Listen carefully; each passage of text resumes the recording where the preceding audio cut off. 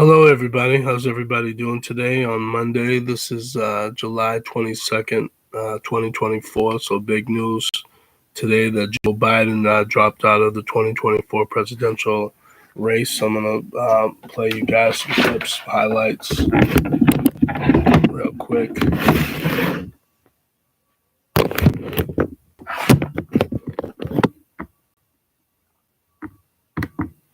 Welcome back to Live Now from Fox, and we have some breaking news as President Joe Biden has just announced that he is dropping out of the 2024 presidential race. This happening just moments ago. You are taking a look at the letter that he has just issued, and we are going to read it in its entirety. It says, "My fellow Americans, over the past 3.5 years, we have made great progress as a nation.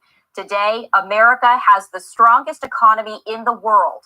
We've made historic investments in rebuilding our nation, in lowering prescription drug costs for seniors, and in expanding affordable health care to a record number of Americans. We provided critically needed care to 1 million veterans exposed to toxic substances, passed the first gun safety law in 30 years, appointed the first African-American woman to the Supreme Court, and passed the most significant climate legislation in the history of the world. America has never been better positioned to lead than we are today." It goes on to say, quote, "I know none of this could have been done without you, the American people. Together, we overcame a once-in-a-century pandemic and the worst economic crisis since the Great Depression. We've protected and preserved our democracy, and we've revitalized and strengthened our alliances around the world. It has been the greatest honor of my life to serve as your president.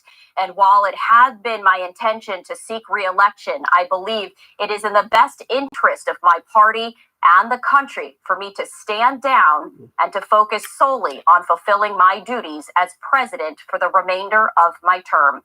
I will speak to the nation later this week in more detail about my decision.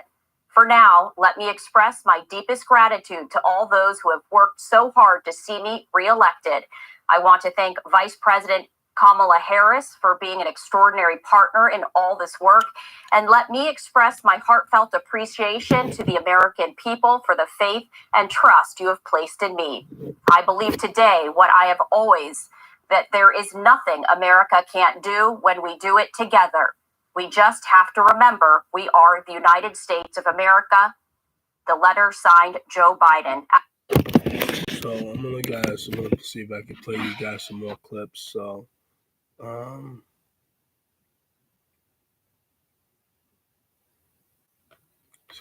see what I got over here. But yeah, what do you guys think about that, about Joe Biden? Let's see.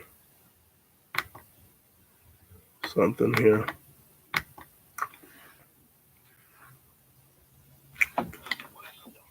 So yeah, I think personally, he's making the right decision. So hold on a second, I'm gonna play you guys something else. John, on the other end of this, you have former President Donald Trump's campaign.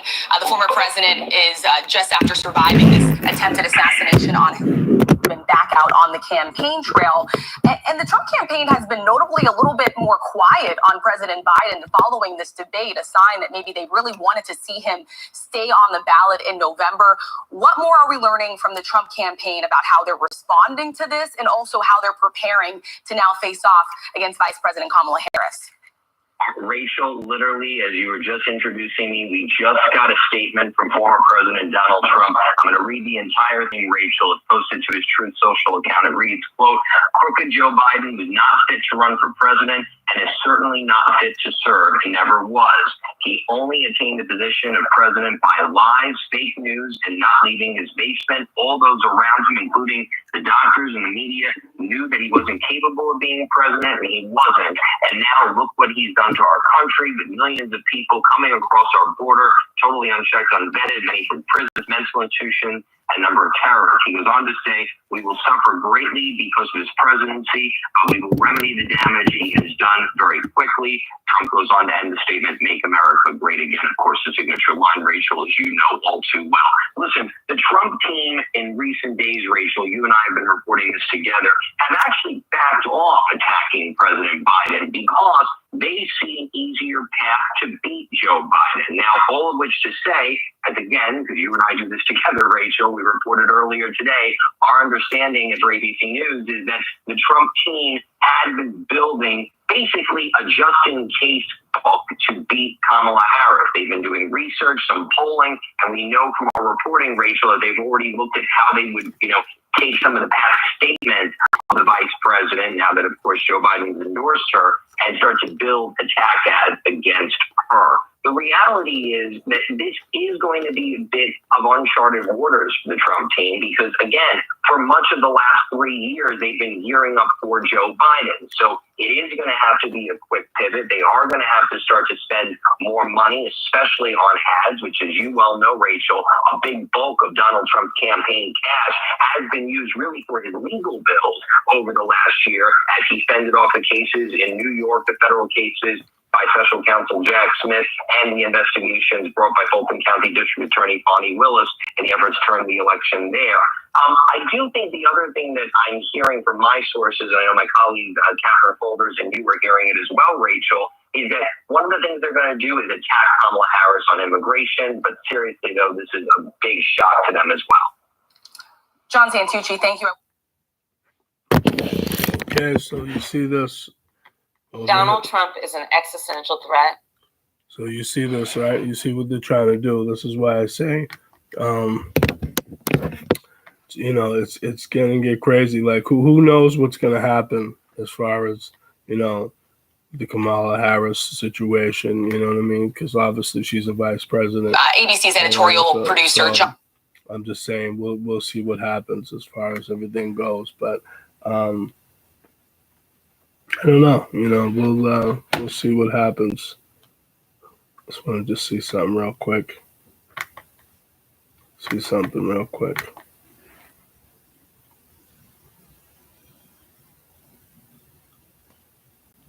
Hold on 1 second. It's the same clip. Talking to John about the importance of Democratic leaders weighing in. You reported just moments ago about the Clintons weighing in. Now you're getting word from the Obamas as well.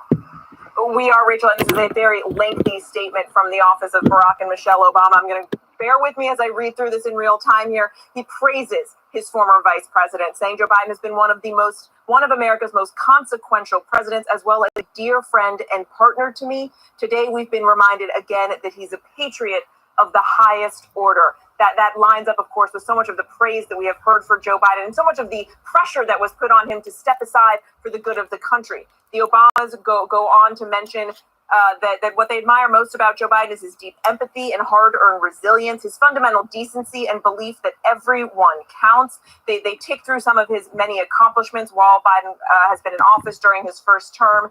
And they say more than that, President Biden pointed us away from the 4 years of chaos, falsehood, and division that had characterized Donald Trump's administration. Through his policies and his example, Joe has reminded us of who we are at our best, a country committed to old-fashioned values like trust and honesty, kindness and hard work, a country that believes in democracy, rule of law, and accountability. They praise his track record and everything that he has fought for throughout his life.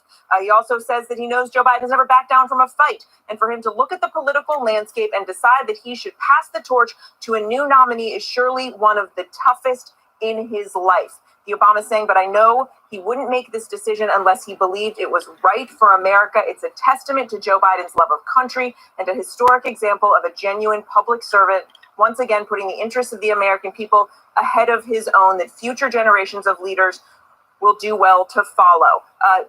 Looking ahead, the Obamas mentioned we will be navigating uncharted waters in the days ahead, but I have extraordinary confidence that the leaders of our party will be able to create a process from which an outstanding nominee emerges. I believe that Joe Biden's vision of a generous, prosperous, and united America that provides opportunity for everyone will be on full display at the Democratic Convention in August, and I expect that every single one of us are prepared to carry that message of hope and progress forward into November and beyond. The former president ending by saying, for now, Michelle and I just want to express our love and gratitude to Joe and Jill for leading us so ably during these perilous times. What you will notice most about that statement is what Barack Obama does not mention, which is Kamala Harris. For now, that was a very lengthy statement all about Joe Biden and looking ahead to the uncharted waters, as they said, that are now in front of this entire country. But the Obama not willing just now to name any names. For now, taking the moment to simply reflect on the tremendous political legacy of President Joe Biden. And Mary Bruce reporting on that reaction in real time from former President of the United States, Barack Obama. Mary, So we'll see what happens as far as the situation with this whole situation goes with the president, you know what I mean? Because I believe most likely Kamala Harris will be the person, you know, that is going to be the nominee for the Democrats, basically. But, I'll just say this real quick. To me, Joe Biden's just too old. And, I think he's just, just like anybody else, eventually, you start getting older, you start getting senile, you know what I'm saying? And I'm not saying he's stupid or nothing, but obviously he's been in the politics for a long time. I don't agree, because I've seen old clips about Joe Biden where he said something like he didn't want niggas or something, in somewhere, and you know what I mean? But it's like, I don't agree with him. I don't like him, as far as Trump goes. Like I said, I think both of them, need to stand down, basically, because it's like they're both older men. You know what I mean? They need people. Like, if you want to be running for the president, you should at least be like late 50s, early 60s or something. At least, you know what I'm saying? Have more energy. When you're like damn near 80 something years old, you know what I mean? I don't know, but I don't know how you guys feel about it. I don't really care about Joe Biden, you know what I mean? I don't really care for either one. I'm not going to vote this year. And people might say, oh, you have no dog in this fight. I don't have no dog in this fight, but I don't, you know what I mean? But it's like, if you don't like somebody or their policies or whatever, or what they've said in the past, that's how it is.